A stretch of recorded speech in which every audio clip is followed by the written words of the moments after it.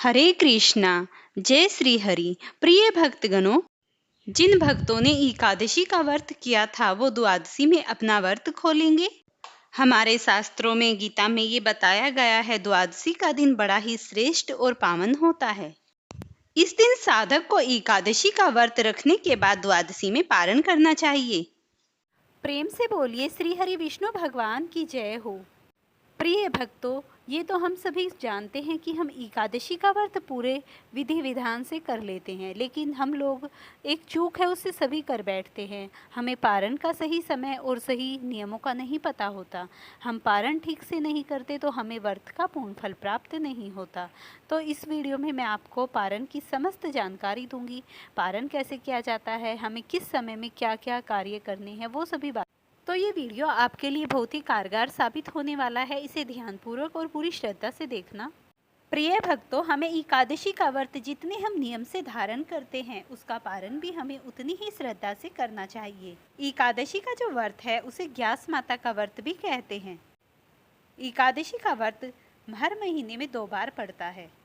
भादो माह के कृष्ण पक्ष की जो एकादशी होती है उसके अगले दिन पारण की विधि होती है और उस दिन बारस का भी व्रत रखा जाता है। साथ ही इस दिन बारस माता यानी गौ माता का व्रत जो मनाते हैं उस दिन श्री कृष्ण की पूजा भी की जाती है। ऐसा भी कहा जाता है इस दिन जिन महिलाओं के संतान नहीं होती वो भगवान श्री कृष्ण से संतान प्राप्ति का वर मांगती हैं, और जिनके संतान होती है वो उनकी दीर्घ आयु के लिए भगवान से कामना करती हैं। ऐसी भी मान्यता है कि एकादशी के दिन गोधूली मुहूर्त में की गई पूजा से कई 100 गुना फल अधिक प्राप्त होता है। कुछ लोग ऐसे भी होते हैं जो एकादशी के बाद बछ बारस का व्रत करते हैं, तो उनके लिए मैं बताती हूँ। अगर आप बछ बारस का व्रत करते हैं तो गाय के दूध की बनी चीज़ों का या इस दिन कोई भी दूध की चीज़ों का प्रयोग आपको अपने व्रत में नहीं करना है। अगर आप एकादशी का व्रत करते हैं तो मैं उसके पारण का सही समय अब आपको बता देती हूँ। जैसा कि आप सभी जानते हैं 19 तारीख को एकादशी का व्रत रखा गया है। वहीं 19 अगस्त को दोपहर 3:33 से द्वादशी तिथि प्रारंभ हो गई है। वहीं 20 अगस्त को हमें द्वादशी का पारण करना है। द्वादशी तिथि जो समाप्त होगी वो होगी 1:58 पर। भादो माह के कृष्ण पक्ष की एकादशी का जो हरिवासर समय है वो किस समय समाप्त होगा, अब ये जान लीजिए। हरिवासर का समय रात को 9:30 पर समाप्त हो जाएगा। द्वादशी तिथि में हमें जो पारण का ब्रह्म मुहूर्त का समय प्राप्त हो रहा है वो हो रहा है 4 बजकर सुबह के 33 से 5:41 तक। वहीं स्वार्थ सिद्धि योग रहेगा 6:39 तक। वहीं गोधूली मुहूर्त रहेगा 6:56 से 7:17 तक। राहु काल रहेगा दोपहर के 12 बजे से 1:30 तक। अगर आप द्वादशी को कोई और व्रत रख रहे हैं तो आपको करना क्या है, आपको जो भी ब्राह्मणों को दान दक्षिणा देनी है, गाय को जिमाना है या ज़रूरतमंदों को दान देना है, उसे आप सुबह ब्रह्म मुहूर्त में ही स्नान ध्यान करने के बाद निकाल कर रख दीजिएगा। और आपको अपने व्रत का पारण इस प्रकार करना है, कुछ भी दूध वगैरह लो या फिर फ्रूट्स खाओ, उसमें तुलसी के पत्ते जरूर डालो और इस तरीके से अपने व्रत का एकादशी का रख के द्वादशी में पारण कर दो। द्वादशी तिथि में आपको कुछ विशेष नियमों का पालन करना है। जैसे सुबह ब्रह्म मुहूर्त में उठने के बाद आपको करना क्या है, सबसे पहले आप ब्रह्म मुहूर्त में स्नान करिए। स्नान करने के बाद विधि विधान के साथ अपने घर के मंदिर में भगवान श्री हरि नारायण का स्नान ध्यान करके उन्हें धूप दीप अर्पित कीजिए, पीले रंग के पुष्प अर्पित कीजिए। तुलसी दल डालकर जो भी आप मिष्ठान बनाते हैं या फलाहार बनाते हैं उससे उनका भोग लगाइए। और फिर भगवान श्री हरि नारायण के पास बैठकर आपको उनके मंत्रों का जप करना है। मंत्र कुछ इस प्रकार है: ओम नमो भगवते वासुदेवाय, ओम नमो भगवते वासुदेवाय।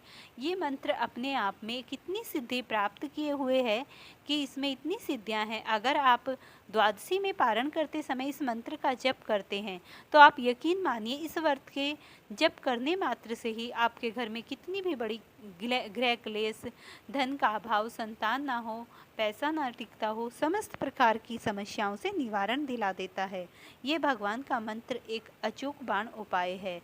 तो आप इसका जरूर ध्यान रखें और अपने व्रत का पारण भगवान श्री हरि नारायण का ध्यान करते हुए कर लें। फ्रेंड्स, इस प्रकार ये थी द्वादशी तिथि के पारण की प्रिय भक्तों, अब आप द्वादशी तिथि पर सुनी जाने वाली एक अद्भुत पावन तुलसी माता की कथा को सुनिए। ओम जय तुलसी माता की जय। श्री हरि वल्लभी। ओम नमो भगवते वासुदेवाय। हे भक्तजनों, आज हम सुनने जा रहे हैं भादो मास के कृष्ण पक्ष में सुनी जाने वाली तुलसी माता की पावन कथा। तो आप इसका श्रवण पूरे ध्यान से करना। तुलसी माता की कथा धर्म, भक्ति, सौभाग्य का वह अमृत है जो सुनने वालों को पाप से मुक्त करके परम धाम की ओर ले जाता है। पुराणों में ऐसा कहा गया है, भगवान विष्णु को एक तुलसी दल अर्पित करना ही सहस्त्र यज्ञों के बराबर फल देता है। तुलसी माता को शास्त्रों में हरिप्रिया कहा गया है। विष्णु पूजन, व्रत, यज्ञ, हवन, संकीर्तन बिना तुलसी के अधूरा है। तुलसी को देवताओं की पत्नी, पापनाशनी, मोक्षदायिनी कहा गया है। द्वादशी, एकादशी और भादोपद कृष्ण पक्ष में तुलसी माता की कथा का विशेष महत्व है। एक समय की बात है जब प्राचीन समय में एक दैत्य था, नैमितिक्य। उसके पुत्र का नाम मूर। मूर ने घोर तपस्या कर ब्रह्मा जी से वरदान मांगा। हे पितामह, मुझे कोई देवता, दानव, मनुष्य, गांधर्व, अप्सरा, नाग कभी युद्ध में परास्त न कर सके। मुझे ऐसा वरदान दीजिए। तब ब्रह्मा जी ने उसकी स्तुति करने पर उसे तथास्तु कहा। वरदान पाते ही मूर घमंडी और अत्याचारी बन गया। देवताओं को स्वर्ग से निकाल दिया। यहाँ तक कि उसने इंद्र, वरुण, अग्नि, वायु सभी देवी देवता उसके अंदर छिपे रहे। उसने सभी कुछ अपने आप करने लगा। ऋषियों के यज्ञ में वह विघ्न डालने लगा।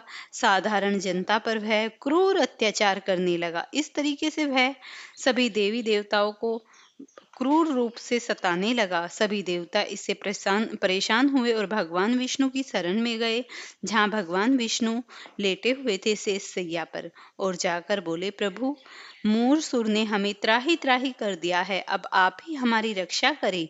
भगवान विष्णु मुस्कुराए और बोले, देवताओं, चिंता मत करो, समय आने पर मैं मूरसुर का संहार करूंगा। भगवान विष्णु और मूरासुर में भयंकर युद्ध हुआ। 10,000 वर्षों तक युद्ध चलता रहा। मूर ने अग्नि, वायु, जल, पर्वत की सेनाएं उत्पन्न की। भगवान विष्णु ने सुदर्शन चक्र से उसका संहार किया। मूर बार बार कई माया रचता रहा। देवता आकाश से देख रहे थे।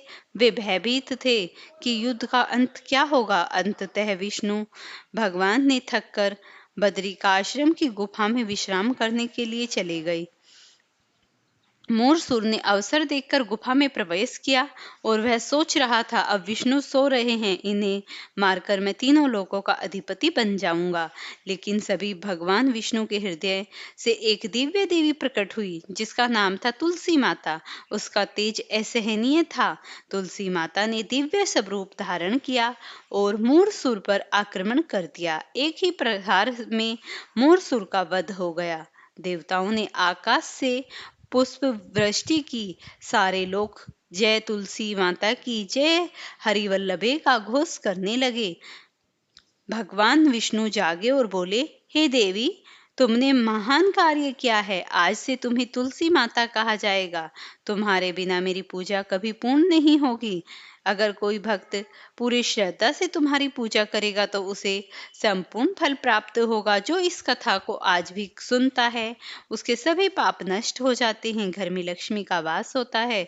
परिवार में सुख, शांति और समृद्धि आती है। मृत्यु के बाद वह विष्णु लोक को प्राप्त होता है।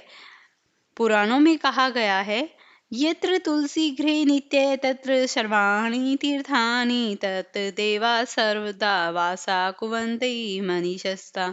जहाँ तुलसी माता रहती है, वहाँ सारे तीर्थ और सारे देवी देवता वास करते हैं। हे भक्तों, यह भी भादोपद कृष्ण पक्ष में सुनी जाने वाली एकादशी के बाद तुलसी माता की एक दिव्य पावन कथा है। तुलसी माता केवल एक पौधा ही नहीं, बल्कि धर्म, भक्ति और सौभाग्य की देवी है। जो इस कथा को भक्ति भाव से सुनता है, उसका जीवन मंगलमय होता है और भगवान विष्णु के अनंत कृपा उसके ऊपर बरसती है। प्रिय भक्तों, प्रेम से बोलिए, जय हो तुलसी माता की, जय हो भवानी माता की। अगर आपको ये वीडियो पसंद आई हो तो प्लीज आप इसे लाइक और शेयर करना। चैनल पर नए हैं, चैनल को सब्सक्राइब करना और मुझे कमेंट में जरूर लिखकर बताना मैं आपके लिए अगली वीडियो कौन सी लेकर आऊं।